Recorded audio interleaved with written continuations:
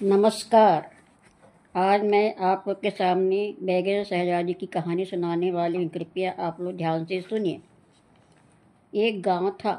उस गांव में एक गरीब किसान रहता था। किसान खेती करता था और उसी से जो भी मिलता था वह उसी से उसका जीवन यापन होता था। उसके घर में किसान और उसकी पत्नी दोनों रहते थे। उनकी कोई भी संतान नहीं थी।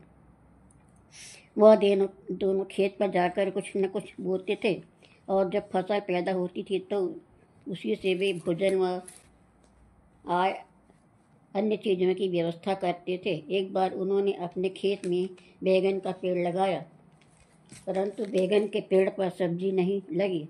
वे दुखी हो गए। अब सोचने लगे कि अब वह क्या खाएंगे। तभी एक कोने में एक बैगन का पेड़ लगा था। उस पर सिर्फ एक बैगन लगा हुआ था। वह कुछ ज़्यादा ही बड़ा था, जिसे देखकर किसान बड़ा ही खुश हो गया। उसने उस बैगन को तोड़कर अपनी पत्नी को दिया। उसे देकर कहा कि इसे घर ले जाओ, इसे काटकर आज उसकी सब्जी बना लेना। मैं जब तक नहा धोकर आता हूँ। किसान की पत्नी ने कहा कि ठीक है। वह बैगन को लेकर अपने घर पर चली गई। वह घर पहुंचकर जब चाकू से बैगन को काटने लगी, इतने में बैगन के अंदर से आवाज़ आने लगी। वह आवाज़ सुनकर डर गई और वहीं पर बेहोश होकर गिर पड़ी। इतने में जब किसान नहा धोकर घर पर आया तो उसने देखा कि उसकी पत्नी बेहोश पड़ी हुई है। तब उसने उसके ऊपर पानी डालकर पानी के छींटे डाले। छींटे पड़ते ही किसान की पत्नी को होश आ गया। वह बहुत ही डर गई थी। किसान ने उससे पूछा कि तुम्हें क्या हो गया था, तुम बेहोश कैसे हो गई। तब उसने बताया कि जब वह बैगन को काट रही थी तब उसके अंदर से आवाज़ आ रही थी, जिससे वह डर कर बेहोश हो गई। तब ब्राह्मण ने उससे पूछा कि कैसी आवाज़ बैगन से आ रही थी। तब उसकी पत्नी ने बताया कि जब चाकू रखा बैगन के ऊपर तो उसे काटने के लिए, तो बैगन के अंदर से आवाज़ आ रही थी कि धीरे से काटो, लागे न पाए। जब वह सुनाई पड़ी तब वह डर के मारे बेहोश हो गई। किसान ने कहा कि यह तुम्हारा भ्रम हो सकता है, ठहरो मैं बैगन को काटता हूँ। चाकू से किसान ने भी हाथ में चाकू लेकर बैगन को काटने लगा। इतने में उसके अंदर से आवाज़ आने लगी, धीरे से काटो, लागे न पाए। ऐसी आवाज़ सुनकर किसान भी डर गया, परंतु उसने हिम्मत नहीं हारी। उसने धीरे धीरे करके उस बैगन को काटा। जब बैगन कट गया तो उसके अंदर से आवाज़ आने लगी, पर वह डरा नहीं। बैगन को चाकू से काटने पर उसके अंदर से कन्या निकल आई, जो बहुत ही खूबसूरत थी। किसान और उसकी पत्नी ने कन्या को देखा तो बहुत ही खुश हो गए। उन्होंने उस कन्या का नाम बेगम शहजादी रखा और उसे अपनी पुत्री जैसा प्यार से रखने लगे। वह धीरे धीरे करके बड़ी होने लगी। उससे सभी गांव वाले बहुत ही प्यार करते थे। वह अपनी बेटी जैसे मानने लगे थे। दिनों दिन वह कन्या बड़ी होने पर खूबसूरत दिखने लगी। एक दिन उस गांव में एक राजा घोड़े पर बैठकर निकला। वह उस बेगम शहजादी को देखा तो उसने अपने घर के पास खेल रही थी। राजा ने जब बेगम शहजादी को देखा तो वह उसे बहुत ही अच्छी लगी। गांव के लोगों से पूछा कि वह कन्या किसकी है।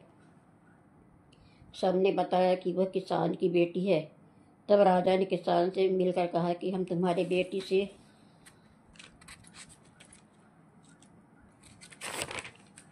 शादी करना चाहते हैं। किसान ने कहा कि हम तो बहुत गरीब हैं और यह मेरी बेटी नहीं है। उसने बताया कि राजा साहब, यह बैगन के अंदर से निकली है, इसलिए हम इसे अपनी बेटी की तरह मानते हैं। राजा ने कहा कि कोई बात नहीं, तुम चिंता मत करो, मैं इससे शादी करके अच्छे से रखूँगा और अभी ले जाता हूँ, बड़े प्यार से रखूँगा, उसकी चिंता तुम मत करो। और राजा ने किसान को ढेर सारा धन दिया और कहा कि तुम मुझसे की काम हो तो राजमहल मिलने आना, चाहे तो आप लोग भी हमारे साथ राज में चलकर रह सकते हो। किसान ने मना कर दिया। राजा अपने नगर में गया, वहाँ से बारात लेकर आया और बेगम शहजादी से धूमधाम से शादी करके अपने राजमहल में ले गया। जब राजा के साथ बेगम शहजादी की शादी हो गई तो वह भी बहुत खुश हुई। राजा की एक बड़ी रानी भी थी। उसने देखा शहजादी को बेगम देखा तो उसे बहुत ही जलन हुई। वह बेगम शहजादी को मारना चाहती थी। एक दिन उसने उससे पूछा कि तुम तो बेगम के अंदर से पैदा हुए हो, तो तुम्हारी जान किस में है? क्योंकि तुम इंसानों की औलाद तो हो नहीं, तो बताओ तुम्हारी जान कहाँ है? तब बेगम शहजादी ने कहा कि तुम ऐसा क्यों पूछ रही हो? मेरी जान जैसे सब इंसानों की होती है वैसे ही मेरे दिल के अंदर है। परंतु बड़ी बड़ी जो रानी थी मानी नहीं। उसने कहा कि सच बताओ तुम्हारी जान कहाँ पर है? तुम ऐसा क्यों पूछ रही हो? बेगम शहजादी ने उससे पूछा।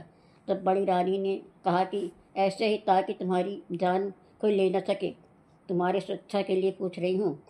तब छोटी रानी बेगम शहजादी ने कहा बड़ी बड़ी रानी से बताया कि एक बहुत बड़ा सा जंगल है, वहाँ पर एक कुआं है, उस कुएं के अंदर एक डिब्बा है, डिब्बे के अंदर भी 40 डिब्बे हैं, उन डिब्बों के अंदर एक छोटा सा डिब्बा है, उसके अंदर में एक मोतियों का माला है, उस माला में मेरी जान है।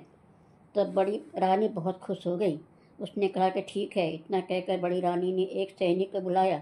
फिर उसे उस जंगल में कुएं के अंदर घुसने वाले एक जानकार को बुलाकर उस डिब्बे को कुआं से निकालने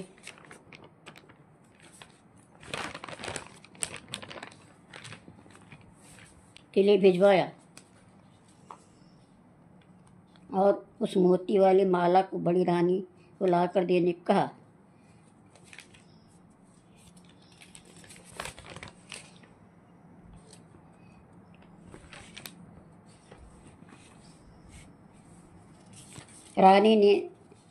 बड़ी रानी ने अपने गले में उस मोती वाले माला को डाल लिया। इधर छोटी रानी को बच्चा होने वाला था। चारों तरफ राजा ने खुशखबरी सुनकर नगर भोज कराना शुरू किया। पूरे नगर के लोग आकर भोजन करते थे और सब खुश होकर आशीर्वाद देकर जाते थे। पहली बार संतान होने की खुशी राजा के यहाँ हुई। बड़ी रानी की कोई भी संतान नहीं थी। इधर राजा खुशियाँ मना रहे थे, उधर बेगम शहजादी की तबीयत अचानक से खराब हो गई, क्योंकि जिस माला में उसकी जान थी वह माला बड़ी रानी ने कुएं से निकलाकर खुद अपने गले में पहन ली थी। छोटी रानी ने तुरंत राजा को बुलवाया। वह राजा से कहा उसने कि मैं मर जाऊं अगर तो जलाना मत, मुझे जंगल में एक हवेली बनाकर वहीं पर रखवा देना। राजा ने कहा कि तुम कैसी बात करती हो, तुम्हें कुछ नहीं होगा। इतना कहकर वो अपने राज में चले गए। थोड़ी देर में छोटी रानी की तबीयत कुछ ज़्यादा ही खराब होने लगी। तब राजा को नौकरों ने जाकर राजा को बताया। राजा तुरंत रानी को देखने के लिए उसके पास आए। थोड़ी देर में देखा कि छोटी रानी की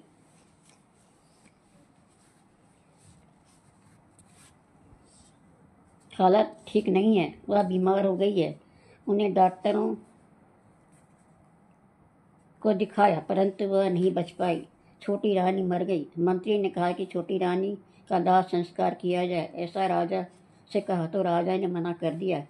उसने सोचा कि छोटी रानी ने पहले भी कहा था कि वह जब मर जाए तो उस जलाना नहीं। तब राजा ने उसके लिए जंगल में एक बड़ा सा महल बनवाया। उसके अंदर जाने के लिए रास्ता नहीं बनाया ताकि कोई उस महल के अंदर ना जा सके। दीवारें भी उसकी ऊंची ऊंची बनवाई, कोई राहगीर वहाँ अंदर ना जा सके इसलिए। फिर उसके अंदर पलंग कपड़े बिस्तर भी रखवा दिए। उस पलंग में बेगम शहजादी को लिटा दिया गया। खाने पीने के सभी वस्तुएं सामग्री वहाँ पर व्यवस्था करवा दी गई ताकि कोई दिक्कत रानी को ना हो। भले ही वह मर चुकी थी परंतु पूरी व्यवस्था उसकी करवा दी गई। कुछ दिनों तक राजा भी उसकी याद में रोता रहा। धीरे धीरे करके फिर उसे भूलने की कोशिश करने लगा। अचानक एक बार राजा उस जंगल में गया। उसने सोचा कि रानी ने मरने के बाद उसे जलाने से मना क्यों किया था और जंगल में बंगला बनवाकर पलंग सहित उसको बंगले के अंदर रखने के लिए कहा था। वह पानी, खाना, कपड़े आदि की व्यवस्था करने की बात कही थी तो राजा ने सब कुछ उसके कहे अनुसार करवा दिया। परंतु रानी ने ऐसा क्यों कहा, ये सभी व्यवस्था क्यों करवाई और किसी को पता भी न चले, यह सब क्यों किया था?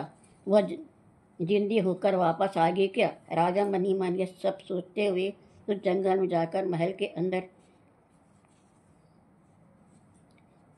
गया पता लगाने के लिए। वह सोचकर उस जंगल में गया और वहाँ पर रानी का महल था, उसके ऊपर छत भी चढ़ गया। धीरे से घर के अंदर जाकर देखा कि रानी पलंग पर सो रही है, मरी हुई हालत में, और उसके बाजू में एक छोटा सा बच्चा भी सो रहा है। राजा को बड़ा ही आश्चर्य हुआ। वह महल में एक कोने में छुपकर देखने लगा कि आज मैं पता लगा कर कि घर वापस जाऊंगा। थोड़ी देर तक वह छुप कर देखता रहा। उसने देखा कि वहाँ पर किचन में खाना बना रखा है और गीले कपड़े सब किसी ने सुखाए थे। वह सब देखकर राजा को आश्चर्य हुआ।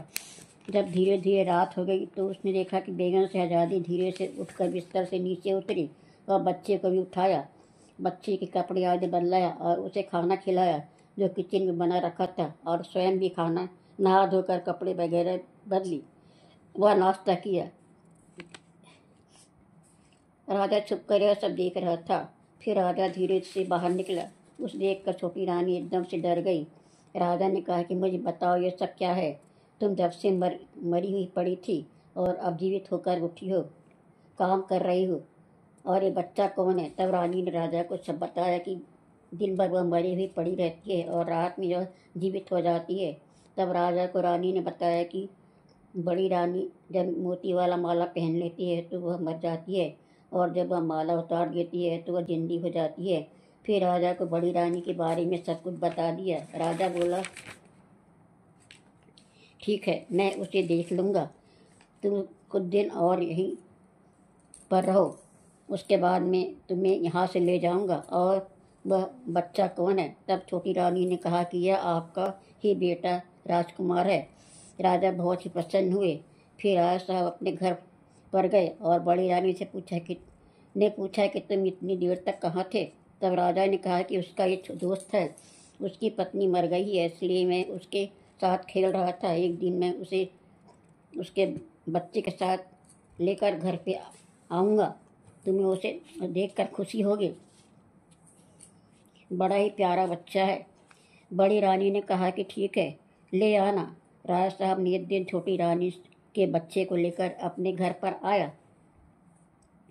उसने कहा कि तू रानी के गले में हार पकड़कर उन्हें लगना, जब तक वह हार तुम्हें न दे देवे तब तक तुम रोते रहना। बच्चे ने कहा कि ठीक है। राजा ने बच्चे को लेकर बड़ी रानी के पास में गया। बच्चा बड़ी खुशी से उसे गोद में लेकर खिलाने लगी। रानी ने प्यार से अपनी गोद में उसे बिठा लिया। बच्चे ने धीरे से बड़ी रानी के गले से मोतियों का माला पकड़ लिया और रोने लगा। राजा ने पूछा कि ये बच्चा क्यों रो रहा है?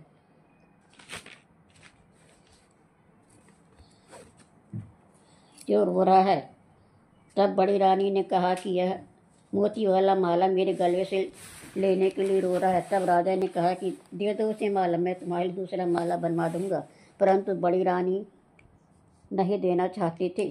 राजा ने बार बार कहने पर रानी ने माला उस बच्चे को दे दी।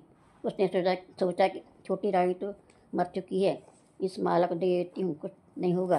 राजा उस बच्चे को लेकर वापस छोटी रानी को दिया। छोटी रानी ने वह माला पहन ली तो वह अब दिन में भी जीवित होकर रहने लगी।